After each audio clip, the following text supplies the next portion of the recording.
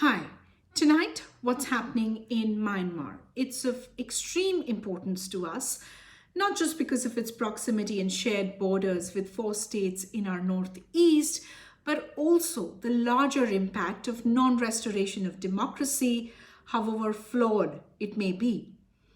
On 1st of February, Myanmar's military invoked Article 417 of the 2008 constitution that it wrote, dismissed the state councillor Aung Sang Suu Kyi, arrested her as well as other members of her National League for Democracy party, declared a state of emergency, transferred power to its commander-in-chief, and set up a ruling junta of generals. Now, from the day after the coup, that is February 2nd, until today, there have been daily, non-violent, pro-democracy protests across Myanmar, with Yangon emerging as the epicenter of the entire resistance. So think of strikes by government employees and civil disobedience campaigns. Now, the military has responded with night arrests of major opposition political figures. In fact, prominent protesters are also under arrest. There is also the repeated cutting off of phone and internet connections. A martial law is in place, and a brutal suppression of any and all kinds of protests, whatever it takes. So armored tanks, columns of security personnel, etc. The United Nations, that often criticized for being diplomatic to a fault, has said there is growing evidence of the junta committing crimes against humanity. Underline that, citing murder, forced disappearances, torture, etc. At least 180 people have reportedly been murdered, over 2,000 detained, and this number is increasing at an alarming rate. On Sunday, 44 protesters died at the hands of security forces. This is according to a Reuters report. 22 of them were shot to death by the military as they were trying to escape factories that were set on fire by unidentified assailants. 16 protesters were killed in other places, as well as one policeman. All of this makes it the bloodiest day since the 1st February coup. 20 more were shot yesterday, on Monday, including 2 women in their homes. Now, the country is still connected to the internet, so we have access to some imagery, some photographs and videos of this kind of violence, the indiscriminate use of water cannons, tear gas, etc. Thanks really to eyewitnesses and local news outlets, though we really don't know for how long. I want to take this opportunity to contextualize this violence for you a little bit. If we go back just 4 to 5 years back, this is the same military that, as per the United Nations, probably committed war crimes and acted with genocidal intent against the Rohingyas. It's an ethnic Muslim minority group in Myanmar. This includes murder of thousands, rape, and arson. All of that peaked in 2017, and it forced more than 740,000 Rohingyas to flee to Bangladesh. Even then, there were reports of the military planting landmines near border crossings used by the Rohingyas to flee. In September 2019, a UN-backed international independent fact-finding mission found that 600,000 Rohingyas remaining in Myanmar may face a greater threat of genocide than ever. The chair of the UN mission said that it found clear patterns of abuse by the military, including sexual violence, systematic targeting, and a climate of impunity. Aung San Suu Kyi, Myanmar's de facto leader since 2016 after NLD came to power, repeatedly denied that ethnic cleansing was taking place. In fact, at various fora, including the International Court of Justice, Suu Kyi, who's a Nobel Peace Prize laureate, continued to reject charges of genocide or of war crimes by Myanmar's defense services. In fact, even denying access to the UN into that country in 2017. So we don't have to go too far back in time to understand how the situation escalated to this extent and why the civilian government was so easily displaced. But if we go back further, anyway, remember, this is the same military that ruled Myanmar as a dictatorship for 5 decades.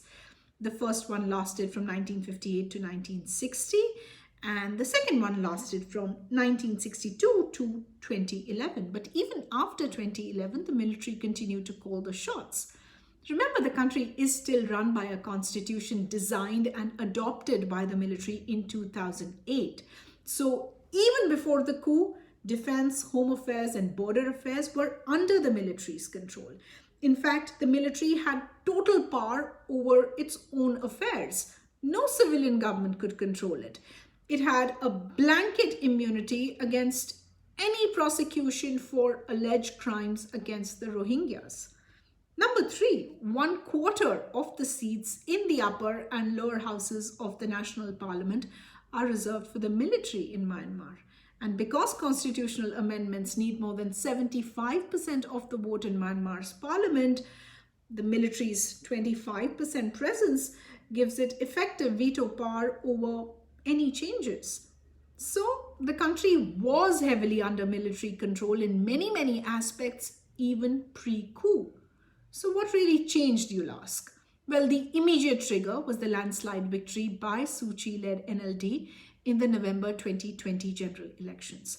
Now, despite the internet shutdown by the military and voting being banned in many ethnic areas, the NLD won a second term by a huge margin. The military and its proxy political party demanded a rerun of that vote, claiming voter fraud. The Election Commission said that there was no evidence to support any of these claims.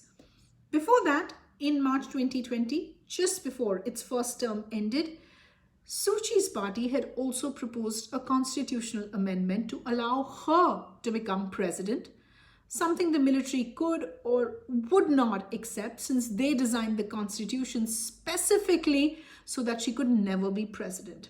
There is a clause that prevents those with close foreign relatives from reaching the country's highest position. Now, Suu Kyi's 2 sons are British citizens.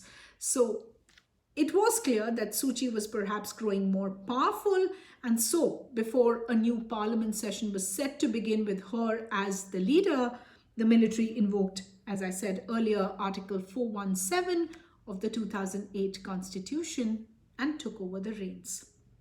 Just a few days ago, Suu Kyi was accused by the military of accepting illegal payments worth $600,000 as well as gold while in parliament. Now, when you add these corruption charges to the 4 comparatively minor charges against her, she faces a harsher penalty. But some political observers are clear that this is a case of the chickens coming home to roost. Why do I say that?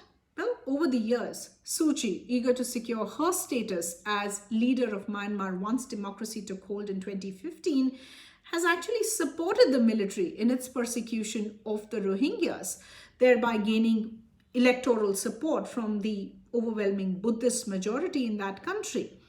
This has helped secure the military's position and perhaps encouraged it to take even bolder steps. And some would say that's how Myanmar finds itself in this position. For several years, scholars and activists have been sending panic signals to the international community about the ethnic cleansing of the Rohingyas in 2017, but truly, no one cared a damn. So this coup, in a sense, is a wake-up call of sorts for many. The US, the UK, and European Union have all expressed their distress. Countries are asking citizens to come back. India is concerned with the influx into its border states. The US has imposed sanctions against some military leaders and given temporary refugee status to about 1,800 Myanmar citizens that are within its borders right now. And in a first of sorts, all 15 members of the UN Security Council, including Myanmar's close ally China, have passed a statement asking the military to show utmost restraint. Regional groupings like the ASEAN have more or less been ineffective. So net, we're keeping a close eye on the developments here in Myanmar here at Newsworthy, and we'll keep you updated on the story. If this has been worthy of your time, do share it with your friends and family, and we'll see you again very soon.